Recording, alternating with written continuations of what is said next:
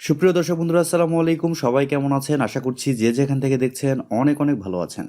দর্শক বন্ধুরা, ফাইনালি বছরের শুরুতে ইনফিনিক্সের নোট 12 সিরিজের ফোনগুলো আসতে যাচ্ছে। আর এই সিরিজে মূলত দুইটি ফোন লঞ্চ হবে, ইনফিনিক্স নোট 12 প্রো এবং ইনফিনিক্স নোট 12 2023। আজকের ভিডিওতে আমরা ইনফিনিক্স নোট 12 প্রো এই ফোনটি নিয়ে কথা বলবো। দেশের বাজারে এই ফোনটি একটি ভেরিয়েন্টে লঞ্চ হবে, 8GB র্যাম 256GB রম। আর ফোনটির হাইলাইটেড বিষয় হচ্ছে ফোনে থাকছে মিডিয়াটেক হিলিও G99 চিপসেট এবং এছাড়াও থাকছে 108 মেগাপিক্সেলের ক্যামেরা। আরও থাকছে অ্যামোলেডের একটি ডিসপ্লে।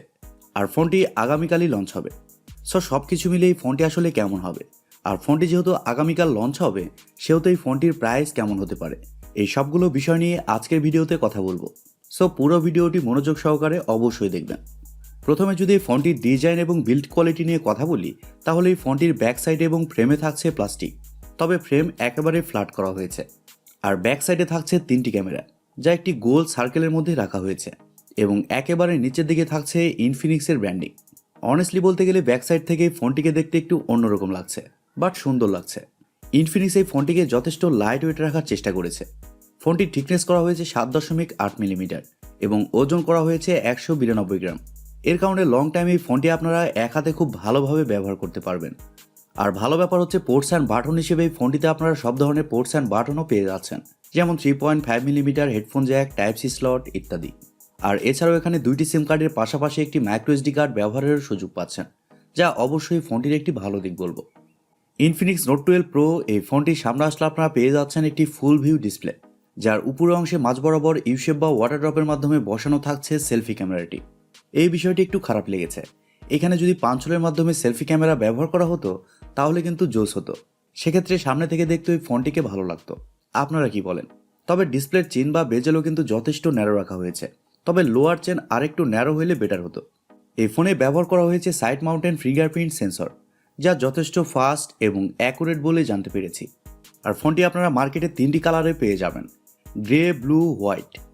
সো ওভারঅল সবকিছু মিলিয়ে এই ফোনটির ডিজাইন ল্যাঙ্গুয়েজ আপনাদের কাছে কেমন লেগেছে কমেন্ট করে আপনাদের মূল্যবান মতামত অবশ্যই জানাবেন। আর পার্সোনালি আমার কাছে ওই ফোনটির ডিজাইন যথেষ্ট ভালো লেগেছে। ডিসপ্লে নিয়ে কথা বলতে গেলে এই ফোনে থাকছে 6.7 ইঞ্চির একটি অ্যামোলেড প্যানেল। আর এই ডিসপ্লেটি হচ্ছে ফুল এইচডি প্লাসের একটি ডিসপ্লে, যা রেজুলেশন হিসেবে থাকছে 1080x2400 পিক্সেল এবং আরও থাকছে 393 পিপিআই ডেন্সিটি। তবে খারাপ লাগার মতো বিষয় হচ্ছে ডিসপ্লেতে কোনো ধরনের হায়ার রিফ্রেশ রেট থাকছে না, শুধুমাত্র এখানে 60 হার্টসের রিফ্রেশ রেটই পেয়ে যাচ্ছেন। এর কারণে ডিসপ্লের টাচ রেসপন্সে কিছুটা ঘাটতি ফিল করবেন। এখানে যদি অ্যাটলিস্ট 90 হার্টসের রিফ্রেশ রেট ব্যবহার করা যেত তাহলে কিন্তু জোস হতো। তবে অ্যামোলেড ডিসপ্লে হওয়ার কারণে ডিসপ্লের কালার কোয়ালিটি যথেষ্ট ভালো হবে। ডিসপ্লেতে যে কোনো কন্টেন্ট প্লে করলে তা দেখে অনেক বেশি মজা পাবেন। ডিসপ্লেতে শার্পনেসের ঘাটতি ফিল করবেন না। আর আউটডোরেও যথেষ্ট ভালোভাবে ডিসপ্লেটি ব্যবহার করতে পারবেন। ব্রাইটনেসের ঘাটতি সেরকমভাবে ফিল করবেন না। বাট এগেন এখানে 90 হার্টসের রিফ্রেশ রেট হলে একটু বেটার হতো। ওভারঅল ডিসপ্লে সেকশন ঠিকই আছে। ইনফিনিক্স এখানে অ্যামোলেড ডিসপ্লে দিয়েছে, এই বিষয়টি ভালো লেগেছে, কারণ এরকম বাজেটের অনেক ফোনে কিন্তু অন্যান্য ব্র্যান্ড আইপিএস ডিসপ্লে প্রোভাইড করছে। সেক্ষেত্রে অবশ্য আইপিএস এর পাশাপাশি 90 হার্টসের রিফ্রেশ রেটও দিচ্ছে, তবে ইনফিনিক্স এখানে অ্যামোলেডের ডিসপ্লে দিয়েছে। আর আপনারা যদি আমাদের চ্যানেলে নতুন হয়ে থাকেন সেক্ষেত্রে আমাদের চ্যানেলটি সাবস্ক্রাইব করে পাশে থাকবেন, আর পাশে থাকা বেল আইকনটি প্রেস করে দিবেন। ফোনটির সফটওয়্যার এবং পারফরমেন্স নিয়ে যদি আমরা কথা বলি, তাহলে এই ফোনে থাকছে অ্যান্ড্রয়েড 12, যার ব্যাকএন্ডে থাকছে XOS 10.6। আর ইনফিনিক্সের ইউআই কিন্তু আগের চেয়ে অনেক বেটার করা হয়েছে। এর কারণে এই ফোনটি থেকে আপনারা বেটার এক্সপিরিয়েন্স পাবেন। আর প্রথমে বলেছি এই ফোনটিতে চিপসেট হিসেবে থাকছে MediaTek Helio G99, যা একটি 4G চিপসেট। বাট এই চিপসেটটি 6 ন্যানোমিটার আর্কিটেকচারে তৈরি করা একটি অক্টাকোর প্রসেসর, যার কারণে এই ফোনটিতে আপনারা ব্যাটারি ব্যাকআপ খুবই ভালো পাবেন এবং লং টাইম ইউজ করলে ফোনটি খুব বেশি গরম হবে না। পাশাপাশি জিপিইউ হিসেবে থাকছে Mali G57 MC2। দর্শক বন্ধুরা, এই জিপিইউ থাকার কারণে যে কোনো হাই লেভেলের গেমস এই ফোনটিতে মিডিয়াম টু হাই সেটিংসে আপনারা ইজিলি খেলতে পারবেন। মিডিয়াম সেটিংসে গেমস খেলার ক্ষেত্রে কোনো ধরনের ল্যাগ বা ফ্রেম ড্রপ ফিল করবেন না। তবে হ্যাঁ, একেবারে যদি হাই সেটিংসে এই ফোনটিতে গেমস খেলতে চান সেক্ষেত্রে ল্যাগ বা ফ্রেম ড্রপ কিছু ক্ষেত্রে ফিল করবেন, এটি সত্য কথা। বাট মাল্টিটাস্কিং সহ অন্যান্য কাজই ফোনটিতে খুব ভালোভাবে করতে পারবেন। পাশাপাশি ভিডিও এডিটিংয়েও কিন্তু ভালোভাবে করতে পারছেন। প্রথমে বলেছি দেশের বাজারে এই ফোনটি একটি ভেরিয়েন্টে লঞ্চ হবে, 8GB র্যাম 256GB রম, যার স্টোরেজ টাইপ হিসেবে থাকছে UFS 2.2 এবং র্যাম টাইপ হিসেবে থাকছে LPDDR4X। তবে আমি আবারও বলছি, এই ফোনটিতে আপনারা সিম কার্ডের পাশাপাশি মাইক্রো এসডি কার্ড ব্যবহারের সুযোগ পাচ্ছেন। ক্যামেরা সেকশন নিয়ে কথা বলতে গেলে এই ফোনটির ব্যাক সাইডে থাকছে 3টি ক্যামেরা, যার মেইন সেন্সর হিসেবে থাকছে 108 মেগাপিক্সেলের একটি ওয়াইড সেন্সর যা f1.8 অ্যাপারচার, এবং সেকেন্ডে থাকছে 2 মেগাপিক্সেলের একটি ডেপথ সেন্সর যা f2.4 অ্যাপারচার, এবং সবশেষে থাকছে QVGA সেন্সর যা সেরকমভাবে কোনো কাজের না। আর ব্যাক ক্যামেরার ফিচার হিসেবে থাকছে quad LED flash, HDR panorama. তবে ব্যাক ক্যামেরা দিয়ে আপনারা শুধুমাত্র 2K তে শ্যুট করতে পারছেন 30 FPS এ, এখানে কিন্তু 4K এর অপশনটা থাকছে না। আর আমার মনে হয় প্রাইস বিবেচনায় ফোনটিতে 4K এর অপশনটা থাকা প্রয়োজন ছিল, যেহেতু ইনফিনিক্স সবসময় আমাদেরকে ভালো কিছু প্রোভাইড করার চেষ্টা করে, সেহেতু ক্যামেরাতে 4K এর অপশনটা থাকলে একটু বেটার হতো। আর ফোনটিতে সেলফি ক্যামেরা হিসেবে থাকছে 16 মেগাপিক্সেলের একটি সেলফি ক্যামেরা যা f2.0 অ্যাপারচার। আর মজার ব্যাপার হচ্ছে সেলফিতেও আপনারা ডুয়েল এলইডি ফ্ল্যাশের সাপোর্ট পেয়ে যাচ্ছেন, যার মাধ্যমে আপনারা লো লাইটেও খুব ভালো ভালো সেলফি উঠাতে পারবেন। আপনাদের মধ্যে যারা সেলফি লাভার আছেন তাদের জন্য এই ফিচারটি কাজে দিবে। আর এগেন সেলফি ক্যামেরা দিয়েও আপনার 2K তে শ্যুট করতে পারছেন। ফটো কোয়ালিটির কথা বলতে গেলে এই ফোনটির ফটো কোয়ালিটি বাজেট বিবেচনায় মোটামুটি ভালোই হবে।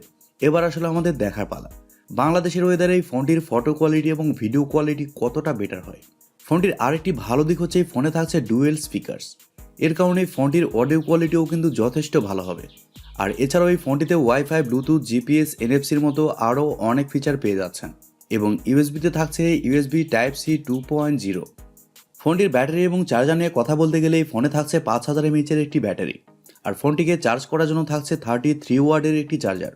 আর আগেই বলেছি এই ফোনটিতে যেহেতু পাওয়ার এফিশিয়েন্ট একটি চিপসেট ব্যবহার করা হয়েছে, এর কারণে এই ফোনটিতে ব্যাটারি ব্যাকআপ খুবই ভালো পাবেন।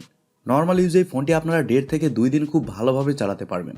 আর আপনি যদি হেভি ইউজারও হন তারপরে এই ফোনটি আপনারা সারাদিন ইউজ করতে পারবেন, মানে এক চার্জে ফুল ডে আপনারা ইউজ করতে পারছেন। ব্যাটারি ব্যাকআপের দিক থেকে এই ফোনটি কিন্তু দারুণ হবে। এবারে কথা হচ্ছে এই ফোনটির প্রাইস কেমন হতে পারে। দর্শক বন্ধুরা, প্রথমেই বলেছি এই ফোনটি আগামীকালই লঞ্চ হবে, অর্থাৎ 12ই জানুয়ারি। আর আমরা যতদূর জানতে পেরেছি এই ফোনটির প্রাইস 26 থেকে 27,000 টাকা হবে। 8GB র্যাম, 256GB রম। আর এরকম প্রাইস পয়েন্টে ইনফিনিক্স আমাদেরকে প্রোভাইড করছে MediaTek Helio G99 চিপসেট, পাশাপাশি অ্যামোলেডের একটি ডিসপ্লে এবং 108 মেগাপিক্সেলের ক্যামেরা সেটআপ। সো সব কিছু মিলিয়ে আমার মনে হয় আপনারা যদি এরকম বাজেট সেগমেন্টে একটি গেমিং ফোন নিতে চান, সেক্ষেত্রে এই ফোনটির জন্য আপনারা ওয়েট করতে পারেন। আর ঠিক এরকম বাজেটে কিন্তু টেকনো একটি ফোন লঞ্চ করেছিল, টেকনো পোভা 4 প্রো। ওই ফোনটিতেও কিন্তু MediaTek Helio G99 চিপসেটই ব্যবহার করা হয়েছে। আর ওই ফোনটির প্রাইস রাখা হয়েছে 26,990 টাকা বা 27,000 টাকা। সো এবার আমাদের দেখার পালা ইনফিনিক্স এই ফোনটির প্রাইস অ্যাকচুয়ালি কত রাখে, 26,000 টাকা না 27,000 টাকা। তবে 25,000 টাকা হলে কিন্তু দারুণ হবে। সো দর্শক বন্ধুরা, আশা করি ইনফিনিক্স নোট 12 প্রো এই ফোনটি সম্পর্কে আপনার বিস্তারিত খুব ভালোভাবে বুঝতে পেরেছেন। প্রিয় দর্শক বন্ধুরা, এই ছিল আজকের ভিডিওটি আপনাদের কাছে কেমন লেগেছে কমেন্ট করে অবশ্যই জানাবেন।